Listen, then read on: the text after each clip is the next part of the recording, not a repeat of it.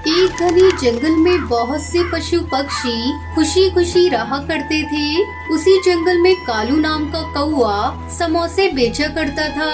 वो बहुत ही स्वादिष्ट समोसे बनाता था। उसकी दुकान बहुत ही बड़ी और प्रसिद्ध थी, पर जंगल के सभी पक्षी उससे परेशान थे। वो अक्सर नजर बचाकर समोसे में सड़े आलू या पैसे अधिक ले लेता। कई बार तो उसकी चोरी पकड़ी गई और वो पीटा भी गया, पर वो इतना बेशर्म था कि कभी अपनी गलती मानता ही नहीं था। एक दिन बंटी कबूतर अपनी पत्नी के साथ उसकी दुकान पर समोसे खाने आया। अरे कालू, जरा 2 प्लेट समोसे तो देना, एक मेरे लिए और एक मेरी पत्नी के लिए। हाँ हाँ अभी देता हूँ। आज के समोसे खाकर तुम भी क्या याद करोगे, देखना 2 की जगह 3 प्लेट खा जाओगे। बंटी कबूतर और उसकी पत्नी दोनों वहीं एक टेबल पर बैठकर समोसे खाने लगी। उसके बाद उन्होंने कालू को पैसे दिए। कालू ने समोसे के पैसे काटे और बाकी पैसे लौटा दिए। ये लीजिए आपके बचे हुए पैसे। अरे ये क्या, ये कम पैसे हैं। मैंने तो 2 प्लेट समोसे खाए हैं और तुमने 3 प्लेट के पैसे काटे हैं। अरे झूठ मत बोलो, तुम लोगों ने बाद में 1 प्लेट और मांगे थे। तुम्हारे 3 प्लेट समोसे हो चुके हैं। बंटी कबूतर ने शोर मचाया। अरे कोई है? अरे कोई सुन रहा है या नहीं? अरे बेशर्म कौवे, तुझे झूठ बोलते शर्म नहीं आती? अरे हमने सिर्फ 2 प्लेट समोसे ही खाए हैं। मेरे बाकी के पैसे वापस कर दे, वरना मैं तुझे छोड़ूंगा नहीं। अरे वाह, अच्छी गुंडागर्दी है। हाथ लगाकर तो दिखाओ, मैंने भी चूड़ियाँ नहीं पहन रखी हैं। तभी तोताराम आगे आया। अरे भाई क्यों झगड़ रहे हो, क्या बात है? ये अमीर पक्षी हमेशा ही गरीब पक्षी की जेब काटते हैं। इन लोगों ने 2 प्लेट समोसे खाए, फिर 1 प्लेट और मांगी। 3 प्लेट समोसे के पैसे हुए हैं। जिसकी कहोगे मैं उसकी कसम खा सकता हूँ। हाँ। अरे ये तो बड़ा झूठा है। अरे हमने तो सिर्फ 2 प्लेट समोसे खाए हैं। अच्छा तो कालू, अगर इस बंटी कबूतर ने 3 प्लेट समोसे खाए हैं तो इसकी टेबल पर 3 प्लेट होनी चाहिए, पर यहाँ तो 2 रखी है। तो बताओ तीसरी प्लेट कहाँ गई? तोताराम के तर्क का कालू के पास कोई जवाब नहीं था। वो कुछ देर के लिए सोच में पड़ गया। कालू की चोरी पकड़ी गई थी, पर वो भी हार मानने वालों में से नहीं था। वो सदा दूसरों पे इल्जाम डाल दिया करता था। उसने तुरंत इसका इल्जाम भी बंटी कबूतर पर डाल दिया। अरे इसने जानबूझकर तीसरी प्लेट छुपा दी होगी, शायद किसी और के टेबल पर रख दी होगी। मैं कुछ नहीं जानता, मुझे तो मेरे पूरे पैसे चाहिए। अरे चाहे इसके लिए पुलिस में रिपोर्ट करनी पड़े या फिर कोर्ट जाना पड़े, पर मैं अपने पैसे वसूल कर रहूँगा। हाँ। अरे देखो भाई, इस बेशरम कौवे से कुछ भी कहना बेकार है। ये कभी अपनी गलती नहीं मानता। अरे क्या तुम 15 रुपए के लिए पुलिस में रिपोर्ट लिखवाने जाओगे? क्या 15 रुपए के लिए कोर्ट के चक्कर लगाओगे? सही कहते हो तोताराम। अब कौन 10-15 रुपए के लिए कोर्ट केस करने जाता है? ठीक है, मैं ही अपने दिल पर पत्थर रखकर अब से कसम खाता हूँ, इसके बाद मैं कालू के समोसे कभी नहीं खाऊंगा।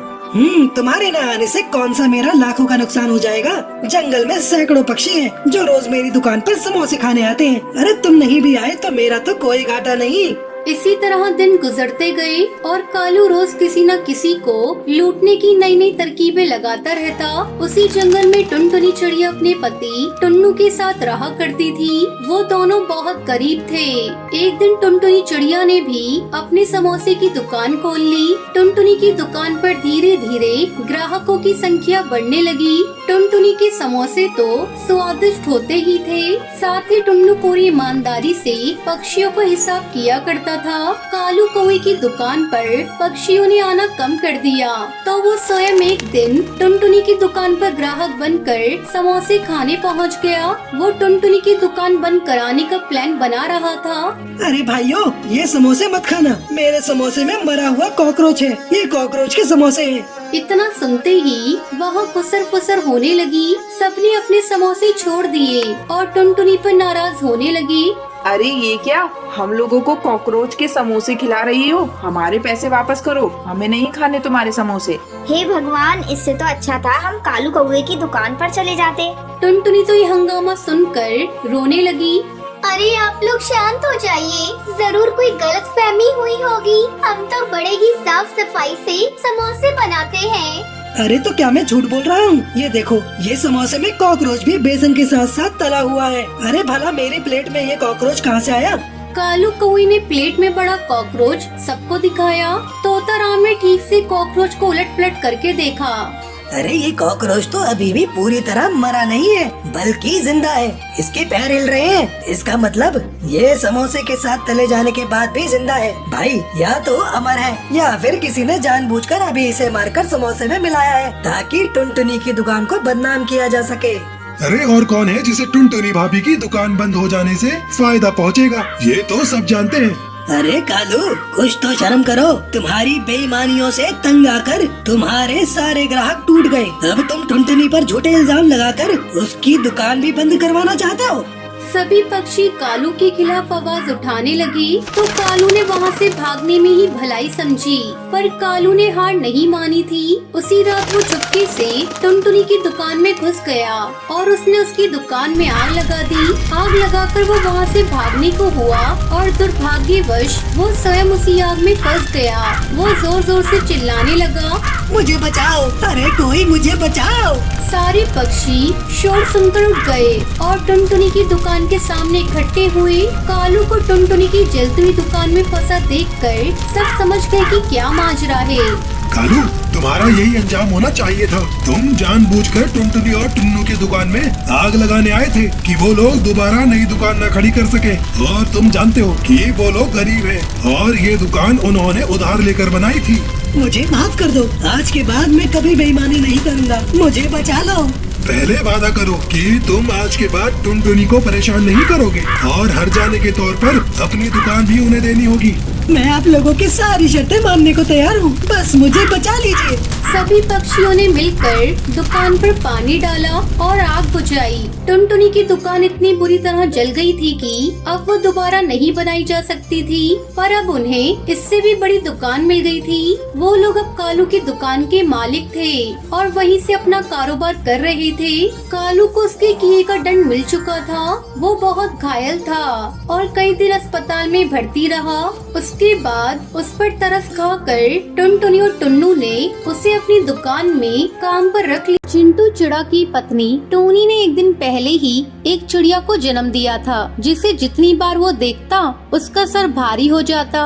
अपनी चिंता वो अपनी टोनी से नहीं छुपा सका और गुस्से से बोला, 4 बच्चे पहले से ही हैं और अभी आ गई। मैं ठहरा मामूली दिहाड़ी मजदूर, कैसे पालूंगा इतने सारे बच्चों को। चिंटू की पत्नी उसकी बातों का क्या जवाब देती। कभी वो नन्ही बच्ची की ओर देखती, कभी चिंटू की ओर। एक दिन दोपहर की बात है, चिंटू अपने टूटे फूटे घोंसले के बाहर चुपचाप बैठा हुआ था। तभी वहाँ पर एक बहुत ही अमीर कौवा सेठ आता है, जिसका नाम कड़कनाथ था। क्या तुम्हारे यहाँ किसी चिड़िया का जन्म हुआ है? कड़कनाथ की बातों को सुनकर चिंटू उसे घूर घूर कर देखने लगा और चौंकते हुए बोला, कन्या, हाँ, कुछ दिन पहले मेरी पत्नी ने एक चिड़िया को जन्म दिया है, लेकिन आपको कैसे पता? अरे ये सब बात छुपती थोड़ी है। वैसे क्या तुम मुझे वो चिड़िया दे सकते हो? ऐसा है कि मैंने संतान हूँ और आपकी चिड़िया को गोद लेना चाहता हूँ। चिंटू एक बार फिर उसे घूर घूर कर देखने लगा और उनसे बोला, साहब, मैं बहुत ही गरीब हूँ, किसी तरह अपने परिवार की 2 टाइम की रोटी कमाता हूँ। जब से मेरी ये बेटी हुई है, मैं उसकी चिंता में घुला जा रहा हूँ। आप मेरे पास किसी भगवान की तरह आए हैं, आपके पास इसका भविष्य बन जाएगा। मेरे पास तो इसकी किस्मत में सिर्फ भूख और बीमारी ही आएगी। चिंटू ने अपनी बेटी कड़कनाथ को दे दी। कड़कनाथ ने बच्ची को लिया और वहाँ से निकल पड़ा। रास्ते में एक नदी पड़ी। कड़कनाथ बच्ची को लेकर नदी किनारे जा खड़ा हुआ। आज मैं अपने बेटे का भाग्य अपने हाथों से लिखूंगा। आज मैं मिटा रहा हूँ अपने बेटे का भाग्य में लिखी वो बात जो मैं नहीं चाहता।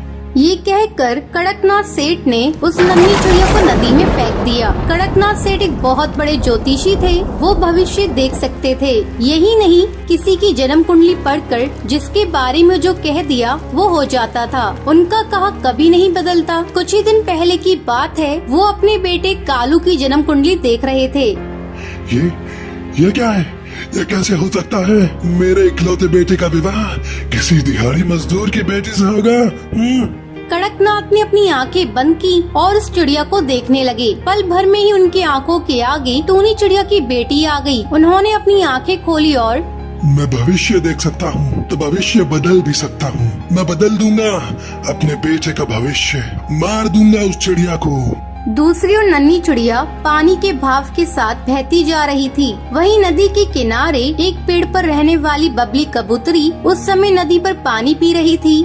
आज तो बहुत देर हो गई पानी पीने में। तभी उसकी नजर पानी की लहरों के ऊपर बहती हुई चिड़िया पर पड़ी। बेचारी लगातार रोए जा रही थी। अरे ये किसकी चिड़िया है? किस निर्दयी ने इस बच्ची को पानी में डाल दिया? अरे जब पाल नहीं सकते हो तो पैदा क्यों करते हैं? बबली ने उस नन्ही चिड़िया को लहरों से निकाला। वो बच्ची लगातार रोए जा रही थी। क्या हो गया? अरे क्या हो गया? भूख लगी है क्या? मैं हूँ ना, मत रो बेटी, मत रो। बबली की पति का 2 साल पहले ही देहांत हो गया था। उसका दुनिया में कोई नहीं था। उसने इस बच्ची को गोद ले लिया। बबली ने उसका नाम टुनटुनी रखा। समय धीरे धीरे पंख लगाकर उड़ता गया। टुनटुनी चिड़िया बड़ी हो गई थी। इस बीच बबली कबूतरी की भी मौत हो गई थी। उधर ज्योतिषी कड़कनाथ का बेटा भी जवान हो गया था। एक दिन की बात है, वो जंगल में सुनहरी शाम का आनंद ले रहा था। तभी अचानक से मौसम खराब हो गया। जोर जोर से आंधी चलने लगी। ओहो, तूफान, ऊपर से ये बारिश, ओहो। तभी बारिश और तेज हो जाती है और तेज हवाओं के साथ कालू कौआ नदी में गिर जाता है। कुछ देर तक वो पानी में हाथ पैर मारता रहा, फिर थककर वो बेहोश हो गया और लहरों के साथ बहने लगा।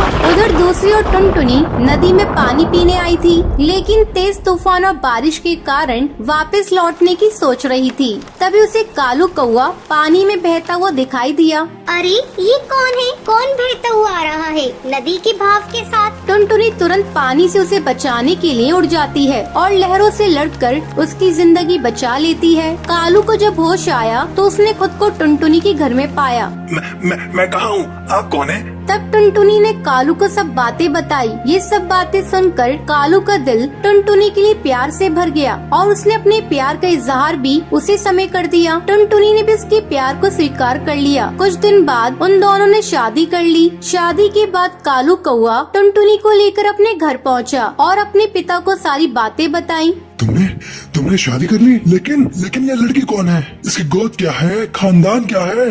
तब टुनटुनी ने सारी बातें बताई, जिसे सुन कड़कनाथ ने अपना सर पीट लिया और मन ही मन सोचने लगा, भगवान, कुछ साल पहले इस काले अध्याय को मैंने अपने बेटे की जिंदगी से निकालना चाहा था और ये फिर से मेरे सामने आ गई।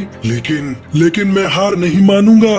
इस दिहाड़ी मजदूर की बेटी को मैं कभी अपनी बहू स्वीकार नहीं करूंगा। कुछ दिनों के बाद कालू कौआ अनाज लाने के लिए दूसरे जंगल गया हुआ था तो कड़कनाथ ने टुनटुनी को अपने पास बुलाया और उसे बहुत ही चिंतित स्वर में कहा, मैं तुमसे कुछ मांगना चाहता हूँ बेटी, अपने लिए नहीं, अपने बेटे के लिए, उसके जीवन के लिए। बोलो क्या तुम वो मुझे दोगी या इनकार करके मेरे बेटे की जिंदगी को खतरे में डाल दोगी? ये सब आप क्या कह रहे हैं पिताजी? मेरी तो कुछ भी समझ नहीं आ रहा है। देखो, मैं कहना तो नहीं चाह रहा था, लेकिन तुमसे नहीं कहा तो बड़ी मुसीबत आ जाएगी। तुम्हें तो पता है मैं ज्योतिषी हूँ। मैंने अपने पुत्र की और तुम्हारी कुंडली देखी है। उसमें साफ साफ लिखा है कि अगर तुम दोनों साथ रहे तो मेरे पुत्र की मृत्यु हो जाएगी। ये आप क्या कह रहे हैं? मैं सही कह रहा हूँ बेटी। हम उसकी मृत्यु को रोक सकते हैं अगर तुम उसे छोड़कर हमेशा के लिए कहीं चली जाओ तो। पति के खातिर टुनटुनी अपना घर और जंगल छोड़कर दूसरे जंगल चली गई। कई दिन तक वो भूखी प्यासी इधर उधर भटकती रही। एक दिन वो नदी किनारे बेहोश होकर गिर पड़ी। जब उसे होश आया तो उसके सामने भुल्ला नाम का एक बुढ़ा सपेरा बैठा था। वो सांप का खेल दिखाकर अपना पेट पालता था। तुम कौन हो बेटी और कहाँ से आई हो? तब टुनटुनी ने उसे सारी बातें बताई। टुनटुनी की बात सुनकर भुल्ला उससे बोला, बेटी, जो भाग्य में लिखा होता है उसे कौन बदल सकता है? यही तुम्हारे भाग्य में लिखा था तो उसे तुम कैसे बदल सकती हो? वैसे भी तुम्हारा ये फैसला तुम्हारे पति के जीवन के लिए है, इसलिए इसे स्वीकार करो और नई जिंदगी शुरू करो बेटी। टुनटुनी भुल्ला सपेरा के साथ रहने लगी। वो उसी के साथ सांप का खेल दिखाती। यही नहीं, उसने भुल्ला सपेरा से जहरीले सांपों को पकड़ने की कला सीखी, बल्कि उनके जहर को काटने का मंत्र और जड़ी बूटी के बारे में भी जाना। बेटी, तुम में गजब की प्रतिभा है। मैंने अपना पूरा जीवन इन जहरीले सांपों के जहर की काट और मंत्र को जानने में लगा दिया, लेकिन तुमने तो कम ही समय में सब कुछ सीख लिया। समय फिर से गुजरने लगा। इस बीच कड़कनाथ सेठ और कालू कौआ दूसरे जंगल किसी रिश्तेदार के यहाँ आए हुए थे। वो दोनों एक कमरे में सो रहे थे। तभी पता नहीं वहाँ कहाँ से एक जहरीला सांप आया।